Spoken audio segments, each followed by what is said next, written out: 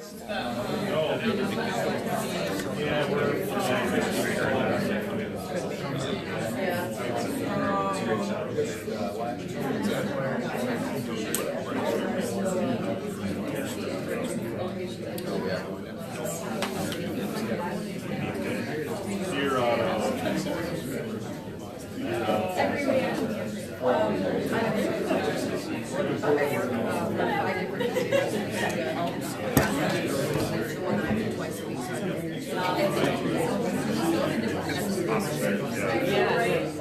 you guys want to grab your seats? Go ahead and get started.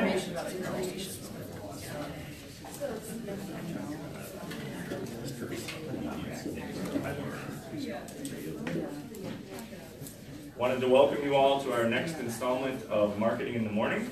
It's our quarterly series. We move around from CEDA community to CEDA community and invite a local marketing professional to come in and share about a topic. It's also a great opportunity to network, and that's why we take a few minutes in the beginning. There'll be a few minutes at the end to continue those conversations, as well as ask our guests some additional questions. This morning, we're lucky to have Sarah Oslund from Inspire in Rochester that's going to tell us about the art of storytelling, which is something that most of my friends tell me I don't have a problem with. It's the end of the story that sometimes I have a problem with. So with that, let's welcome Sarah Oslund. Me here to speak to your group. I'm honored to be part of it. Usually when I start out one of these, I will tell you, my name is Sarah Oslund. I work for Inspire. I'm a marketing, communications, PR firm. Most of my clients are out of Rochester. But based on that information, which is what a lot of us introduce ourselves with, it's not enough to really make us sure whether we want to do business with that person or not. And that's what part of storytelling is. So I want to tell you a little bit more about why I'm here and what the art of storytelling means, not only for you as a person, but for your business. So a little background on me. I was born southeast of Mankato, a little community of 173 people called Waldorf. Graduated from Janesville Waldorf Pemberton High School and went on to Gustavus and Mankato, where I graduated with a degree in psychology. In 2001, I was hired at Zumbro Valley Mental Health Center in Rochester as a social worker. And about 2 or 3 years into my gig as a social worker, I found myself often working harder than my clients. And not to any fault of their own, but it wasn't feeling like the right fit. And it wasn't within a week of me really starting to soul search and to determine whether is this really what I want to do long term or not, that I was at an all-staff meeting, and one of the leaders said, does anyone want to do a newsletter? We're launching a capital campaign. We really don't have a lot of outreach to the community. We have no brochures, no anything like that to really speak to who Zumbro Valley Mental Health Center was at the time. And I jumped at the chance. Wasn't sure that was going to be my niche either. Hadn't done any communications, PR, marketing work previously, but ready to expand my horizons. And so the opportunity that afforded me is I got to start telling the stories, not only of the institution, but of the clients. And I really found my niche there. Within a few months of doing that job, they actually created a full-time position for me as their first marketing development coordinator. And so I got to build that from the ground up, which was a really exciting experience. During that time, I went back to school, got my master's degree at St. Mary's, and found I was ready for a little bit of a change. Wasn't sure the mental health world was where I wanted to stay. I did a brief stint with the Rochester Downtown Alliance as a planning executive there before moving on to the University of Minnesota Rochester. And I actually started there before we had any students, before we had any faculty. It was just us building the institution from the ground up. So from 2008 to 2014, I worked as Director of Communications with the University of Minnesota Rochester. At that point, I had been there for quite a while and was ready for exchange, getting a little itchy feet, ready to move on and looking for other opportunities. And I was eventually hired as Director of Communications for the Lakeville Area School District. So for many of us who have job changed, within the first few months, it was exciting, it was new, I was learning new things, but it didn't take long before that commute wore me out. I was a woman without a home. I was on the road about 3 hours a day. I didn't really have a community in Rochester anymore because I was spending so much time in Lakeville, but I didn't really have a community in Lakeville either because I still lived in Rochester. And I was, again, soul searching, where do I belong, where do I fit here? And had to admit the fact that I wasn't ready to give up Rochester and move to Lakeville. That was not my community. and really decided that, okay, I need to be honest with them about where I'm at, I need to be honest with myself, and decided to make the change to come back to Rochester. So I gave them 3 months notice to let them know that I was ready to make this change without having a clue what I was going to do when I landed back in Rochester. And so during those 3 months, I did my due diligence and talked to people at the chamber in various networking communities and really looked at what are the needs for Rochester. And there really was a gap in the freelance marketing, communications, PR avenue at that time. So this was 2015. And since then, I started then with just a handful of small business clients, really not sure if this is going to take off or not, but worst case scenario, I have to get a job. Okay. So I gave it a go, and that was 3 years ago. So today I'm working with clients like Destination Medical Center, and I'm back at working with Rochester Downtown Alliance, Rochester Golf and Country Club, Carpet One. I have a variety of clients that I'm really helping with telling their story, and that is the key to marketing today. So once upon a time, how often did you hear this growing up? I mean, we heard it with bedtime stories, we heard it around campfires, we heard it, you name it. Storytelling goes way back to the cavemen and women who communicated with drawings on cave walls. We then went to folklore that was passed down from generation to generation, and on to typewritten stories, and today in the digital realm, it's endless. But storytelling, from stories like Greek mythology, the Iliad and the Odyssey, to Star Wars and the Wizard of Oz, the Bible, all these stories permeate our lives. But the difference in storytelling today than it was then is that with social media, the technological world, if you don't tell your story, someone else is going to tell it for you. And so there's really an opportunity to be proactive today that we didn't need to worry about 15, even 20 years ago, that we really need to consider today. And so that's why I'm here with you today, is to help either you or the people that you're working with be proactive storytellers, to frame your story, talk about who you are, what you do, why it matters. So how many of you have heard of or read books by Seth Godin? Cheryl and I actually went to see him last year at a conference. Yeah. He's one of my all-time favorite marketing experts. And this quote really speaks to storytelling today, or marketing today. It's really no longer about what you make of the products that you sell, it's about how you sell it. People today buy based on connections and how they feel about your product. So before we talk about what makes a story great, let's talk a little bit about why great stories matter. So these are just 5 of the reasons that great stories matter. They get more attention, they drive an emotional connection, they get more funding. We'll talk a little bit more about that later. They increase loyalty to your brand, and they increase sales. And in fact, stories are 22 times more memorable than facts. How many of you have heard of Love Your Melon? The beanies. We saw quite a few of those around this winter, and far too long into the spring for my taste. But Love Your Melon was actually started as what was called a lemonade stand challenge at St. Thomas in St. Paul. And these 2 young men, Zachary and Brian, decided that as part of their lemonade stand challenge for this entrepreneurial class back in 2012, they wanted to put a hat on the head of every child with pediatric cancer in America. So they set out to put 45,000 hats on the heads of children with pediatric cancer. And they met their goal. Within just a couple weeks, they met their goal. And so then they upped their ante to raising $1 million for pediatric cancer. Today they've raised over $4.6 million and put over 150,000 hats on the heads of kids with pediatric cancer. And their story, their mission went viral really quickly, which is why they've done such a good job. But I'm going to share with you a brief story from their website. And listen as this plays in a little bit about how they tell their story and how they want to change the story for kids with cancer. At Love Your Melon, we're dedicated to changing the story. When a child is battling cancer, their story is too often defined by a lack of funding, a lack of research, and a lack of awareness. We are here to change this. We believe we can change the story for children and families battling cancer. By providing warm hats, therapeutic experiences, and financial support, heartbreak can become healing. Despair can become hope. And a story of pain can become a story of strength. A child battling cancer can become a superhero. And we are here to help write that story.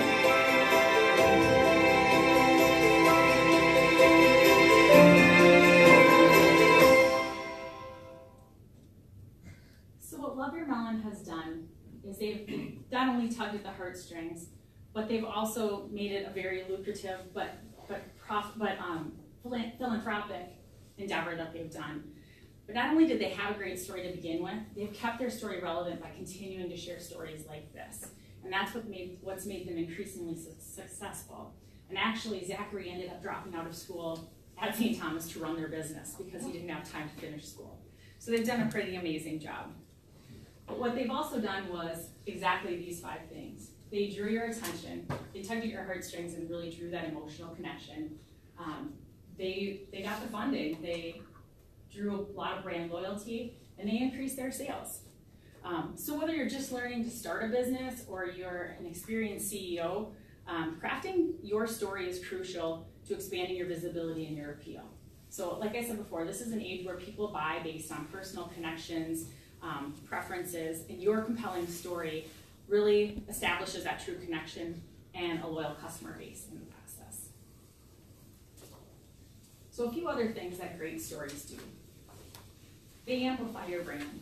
They help you build connections. So as I was telling you my story today, there are probably little nuggets out of there that maybe resonated with you, where if I just give you that little short snippet in the beginning, there's probably not that emotional tug that makes you think, I'd like to get to know more, or how could this benefit me? And that will help me grow my audience. It helps create a sense of community. Like, we all can relate to some of the things that you heard in that Love Your Melon story. It breaks down walls, conveys personality, again, the emotions. The relatable factor is a key. We want to inspire people and persuade. But let's get back to basics and talk a little bit about what a story truly is. So, and who it's for. So a story, as defined here, it's a narrative designed to interest or instruct the reader. But what you really notice that's missing here is they're really not talking about the storyteller. They're talking about the listener, who's hearing the story.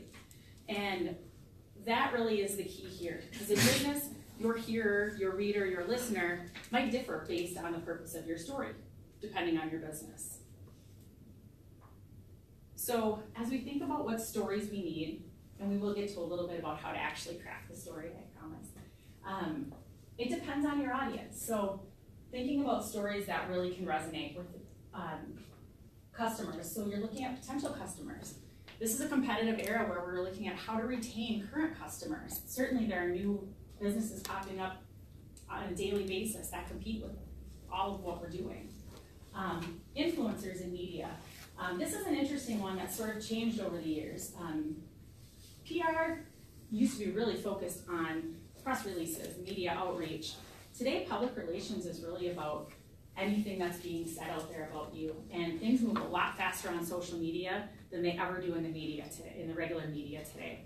And so someone can come out and say something really quickly about something that, an experience that they had with your brand, that if they don't know another side of it, that can go viral really quickly. Your staff and team. There's a story that needs to be told internally to help you build culture, to help you retain employees. We all know we're facing workforce challenges. Investors. Money through Kickstarters, GoFundMes, you name it. So tell me, who else might you craft a story for in the businesses that you work in? Are there other audiences that you might need to tell your story to?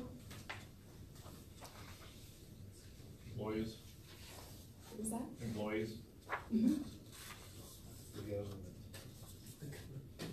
That's fair. Media. Media. Yep.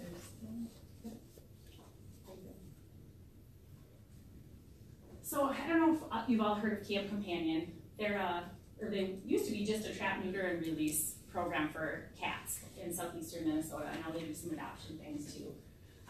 They did a really good job with this social media post. And I can't see it from that far back, so here. But what they did here was they're talking about Shannon. So Shannon had 4 kittens, and she actually, she stopped breathing as they were pulling her last kitten from her. And they weren't able to save Shannon. But here what they do in the story is they talk about how the kittens were very fragile and don't need around-the-clock care. They estimate what that costs have been so far, and then they talk about what it doesn't include yet. And then they tug at your heartstrings with, let's show Shannon that we will never forget her and we want to see her family be safe. So they did the perfect balance of using data and using emotion to pull you in, and I'll be darned if I didn't donate. It's hard not to click that button for $5-10. But they raised quite a bit of money for this one post. And they might not have been looking at this as a story framework, but they certainly used all the correct elements in building that strong story. So as you look at the variety of stories we need in business, there are many beyond these 5 that I have up here. But it can be a lot to chew to try and determine, what stories you need. So if you're gonna only write one story, or if it seems overwhelming about what type of story you need to tell, that foundation story is one of the best ones you can go back to. So how was your business started? Was it in a situation like mine where you were just ready to take the leap and give something a new try? Was it a family-owned business? Was there a personal crisis that happened in your family, maybe a medical issue that inspired you to launch your business or an organization or even a nonprofit? A customer story. I'm going to share both a foundation story and a customer story with you here shortly. Telling a success of one of your customers that you've helped. A hero story, someone who inspired you as a person, maybe growing up or once you got into the business world.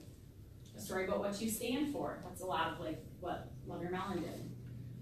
And a crisis story is a really unique one. So that's one where you are making yourself vulnerable, either as a business or as a person, but sharing the challenges and struggles that we all go through. And certainly none of us are without those, but it makes us relatable, it keeps us genuine, and people understand that we're authentic when we share those stories. Rochester Home Infusion has been one of my clients almost since I first started my business. I provide them with public relations, reputation management, content development to help improve their storytelling. This story, this will be their foundation story. And while their mission doesn't change from story to story, as you look at the 2 videos I'm about to show you, you'll see that the audience focus really is very different. This one speaks to, well, I'll let you decide. But so think about who this one might be tailored for.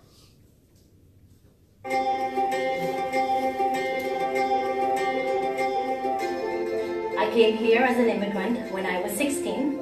I ended up joining the military and started my career in healthcare as a hospital corpsman.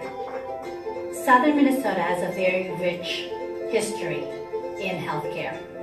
Mayo Clinic in Rochester has been known nationally and worldwide in delivering cutting-edge medicine.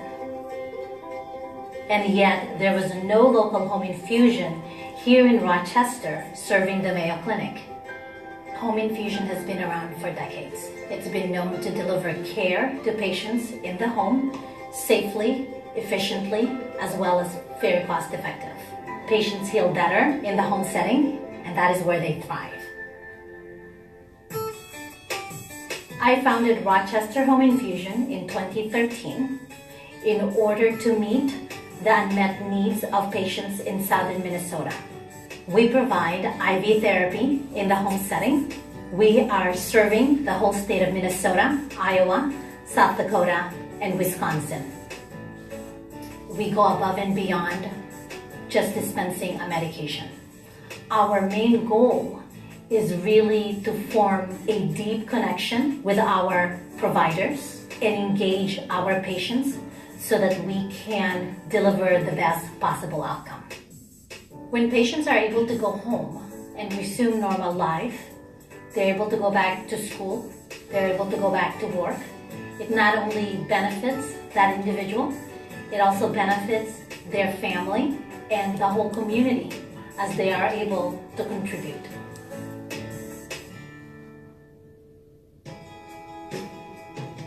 I feel that I've been given an incredible amount of opportunity in this country, and I'm very determined to give back to this community and make a difference to patients' lives. My goal is to reach as many lives as I can and make home infusion accessible all over southern Minnesota and beyond.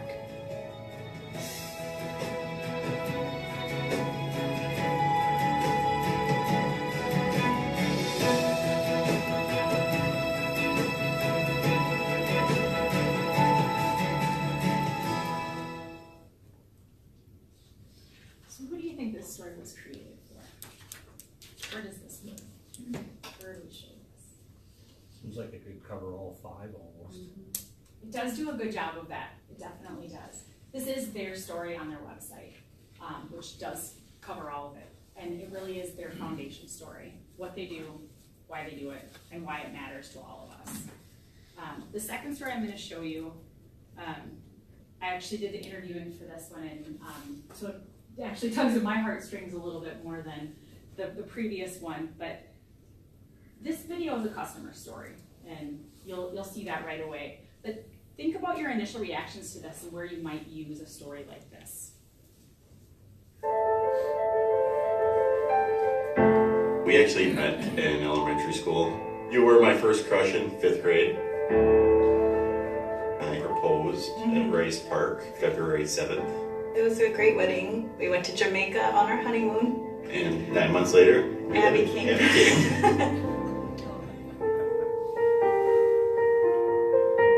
At 20 weeks, they had explained that they'd seen an anomaly in the echo. At that point, they had us meet with a cardiologist that Abby had the transposition of the great arteries, and that it would need to be surgically corrected shortly after birth because it could be potentially fatal. There was no problems with the surgery. It took till follow-up appointments before we found out about the cardiomyopathy. We tried to fix it medicinally. She didn't react to the medications, so they put us on the heart transplant list.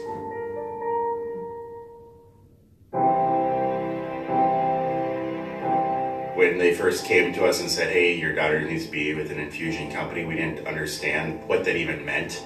We knew there was a local one, and it was the right choice because they offered us support that no other company would.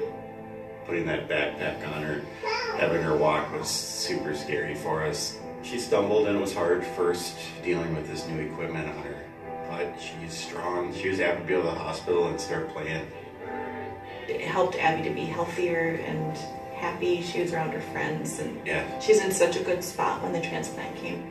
Jocelyn and the crew there were within a phone call at all times. It was just nice to have someone who was hand in hand with us all the way, and they were an advocate for us and Abby's health.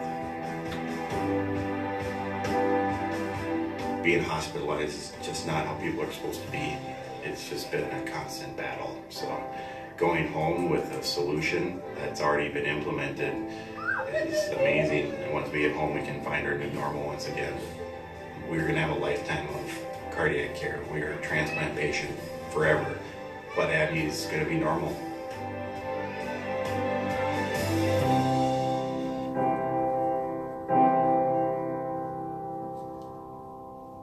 So Abby's doing great, by the way. Just fabulous. We actually used this story at the recent American Heart Association Go Red Gala, and had the family there on stage when the video played, and it really was an emotional moment. And one of the goals for Jocelyn was not only to share the customer story, to keep Rochester Home Infusion top of mind as other people. I mean, this is a only when you need it kind of service that she provides. You certainly don't think of Rochester Home Infusion unless you need infusion therapy. But what it did for Jocelyn is it opened some doors with other providers. So, obviously we're in the land of Mayo Clinic being in Rochester, and that's certainly what she started her business in Rochester. But it opened doors for her to then be able to make some connections with people who were there, who saw this, who might not otherwise have been exposed to her. So what else it did? It was authentic. It was memorable. Certainly seeing Abby's face, you don't easily forget that. It was relatable for a lot of us who have been through some sort of medical situation with either ourselves or a family member. And again, balanced with emotion and logic. one of the biggest things in making a great story is not using buzzwords or marketing jargon. Sometimes it's hard for us to do when we get, in our daily tech speak in our various businesses. You really want to speak on the level of that anyone would understand. And I think the one I love best is pretend you're telling your grandma what you do. And it's really a relatable way for people to share their story. But with business storytelling, as with anything in business, you don't want to make things up. You need people to know that whatever story you're telling isn't a story that's an analogy or a parable. It needs to be a story that you've actually experienced with a customer. The other pieces would be to make sure it's audience focused. So like these two stories is really looking at who are you speaking to? Who are those people who you're trying to convey your message to? And why does it matter to them?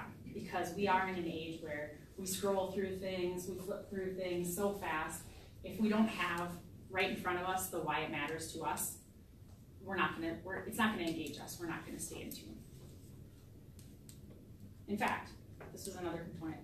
Think about what piques your attention when you're having a conversation with someone new. And someone typically says, well, what do you do? But what are the things that actually spark you when someone's talking to you? If I run into Mike and I say, what do you do? He can tell me. He does video, he does a number of other things. But if I say, what do you have planned in the next few months that you're really excited about? That's when his eyes will light up and say, well, I've got a trip planned, did you make that? Or I've got a new kid on the way. I've got a new job, a project coming up for work that I'm bidding. That's when you start to get that emotion from people. So it's stepping outside of our comfort zone and not always asking those same questions, both when we're meeting new people, but also when we're doing interviewing or looking at ways to tell a story. What would engage you as you're speaking or thinking of your listener? So there's certainly more than words to telling a story. My forte is the words component, because that's what I've always done. Like I said, Mike focuses on the video component. There's photography, there's infographics, podcasts, blogs today, video blogs. There are so many different ways to reach your listener, your reader, and certainly social media, as we're looking at ways to share the story, the algorithms are gonna pull in a whole lot more. You're gonna see a whole lot more views, engagement, shares, when you use things like photos, videos, infographics in your posts. Pinterest, Instagram, obviously are great ways. People are telling stories on there without words. They're telling stories through photos. So last but not least is how to share your stories. So clearly there are a number of different ways that you can do this. These are just a few, but one of the ones I wanted to point out too that we don't always think about, one is review sites, so encouraging people to share their positive experiences with you. If you had a great interaction with a customer, step outside of your comfort zone and ask them to leave you a review or write you a testimonial that you can share. Another one is interviewing. When you think about what interviews are today, give me an example of a time when. People are telling you stories. We're using it all the time. We're just not always thinking about it as a story. Introductions, like I mentioned before. Even closing a deal. If you can tell a relatable story of a time when you helped a customer similar to the one you're trying to sell to, that's probably going to be your tipping point with that customer. So something to think about there too. So I gave you two handouts. One was just the slides. The second one was titled, What's Your Story? And so that's 5 steps that you can go through, and we won't work through it now obviously, but that you can go through step by step, 30 minutes or less, to craft your first story. It's very palatable. It breaks it down into figuring out who's your audience, who are you speaking to, why does it matter, what do you want to tell them, and how can you actually develop some of those words and phrases that help you craft that first story. The secondary component is then reaching out to someone for a testimonial, because we all know that other people tell our story better than we do. In Minnesota, we don't want to toot our own horn. So if you can get someone to provide you with a testimonial or a quote that you can use in your story, that amps it up all the more and gives you more credibility. And then the final component would be to find an image that you can attach to that story, whether it's an image of a customer you're working with, an experience that you went through with that customer, but that again will help you not only add elements to your story, visual elements, but also bring you up in any social media, various rankings and things like that. So final thoughts, 2 ways to share knowledge. You can push information out or you can pull them in with your story. And with that, thank you and invite your questions. Quick question, maybe being a little rhetorical here. I can see if I'm doing this, I gotta go through a couple passes of it to get to the authentic level. How do I know when I've gotten to the right story? Share it. Share it with other people who maybe don't know. Okay, Give other people a chance to look at it and see everything. let you know if it's too sales jargony or if it feels too much like a pitch. And sometimes when you can, it's much easier to take an outside glance at that than it is to read it internally. Yep, that would be my suggestion. Sarah, this was excellent. What were some of your favorite gifts that you left in stories that you did? Ooh, wow, that's a good question. Well, I'm gonna use Mike as an example. We actually worked on a story for Gustavus and told the story of Don Roberts, who was their head hockey coach and really essentially founded the program there. And Don passed away shortly after we finished wrapping up filming of that. And that was one where we got to interview his players, his family, Don himself. And that was one of those that just resonated. They ended up playing it at his memorial service. And I think it was just one of those that was a little bit outside of the business realm, although that's what we started it for, but it ended up being used for something different. Probably the one that sticks with me the most. Thank you. Sure. So when you work with clients, and I think we've all run into this, sometimes a client isn't the best person to tell their story, I've found. How do you get around that, or how do you get them to the point where you're not telling your story right? It's not authentic, it's not connecting. Do you have any fantastic words of advice for getting to the Well, in that instance, right I might person? look at who could tell their story better for them. Is there a customer? Is there someone they're collaborating with or a partner that might be able to come in and either add to the story or give it a different angle? Are you thinking they're too pitchy or they're too... Right, like too pitchy or too technical instead of hitting the emotional hot buttons?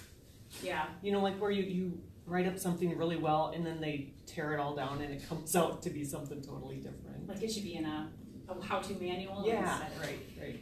Yeah, that's tough, depending on the client. I mean, I think some of them, whether, let's say carpet one, it's hard, well, I shouldn't say that entirely, but it can be hard to tug your heartstrings when you're talking carpet. Some people are really passionate about it, but I think there are angles. I think it depends on, can you relate it to some experience where you can make it lighter and, maybe it's that crisis story. Maybe they can tell that more authentically than the foundation story, or I'm not sure if that's a good. Yeah, no, that definitely helps. So just keep asking them questions and try to get to a different category. Well, yeah, and you make a good point there too. Don't ask yes, no questions because people will respond with yes or no. Keep asking them why it matters. Why is that important? How did that benefit your customer? How did that benefit your client? What difference did it make to you as a business? Did you get more business because of that? Those are all probing questions that you can continue to ask someone to draw out a little bit more of that information.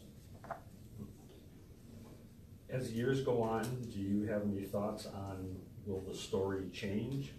So if I'm working, I've got 20 years ahead of me here, will that story change over time, or does it pretty much stay the same? Well, I think your mission stays the same, assuming your mission stays the same. But your story, depending on the audience or, the purpose of the story, is going to ebb and flow, certainly as you grow or you add products or you change services and things like that. But the foundation really shouldn't change a whole lot. You had mentioned that you either tell your story or somebody else tells it for you. So let's say we're in a situation where we haven't gotten our story out the way we wanted, somebody else is telling our story. Is there a way to engage that, to bring it back to your story, or do you just try and start fresh, or what do you do with that? That's a great question. I think pulling it back to your story is one of the best ways you can do it. Granted, being proactive is much better than reactive. But even I had a couple times in my communications roles where I wasn't informed of something that I should have been. And it came back that, okay, now we're in sort of PR crisis mode. What do we do to rectify? And some of it is changing where the lens is focused. We can talk about the good things we're doing and try it. We address the negative or whatever came up. We, if necessary, apologize, how we're trying to fix it, and maybe highlight something that's going really well or another benefit. But that's always a challenging position to be in, and there's certainly not a prescription for it. Any other questions for Sarah? If not, how about we give her a round of applause? We have a few minutes left, and she'll stick around for a few minutes, so if you have some individual questions that you wanted to ask her, come on up and catch her before she heads out. I think there's some business cards of yours in the back of the room. And handouts if you didn't have them. Yes, and handouts if you came in after those were passed out.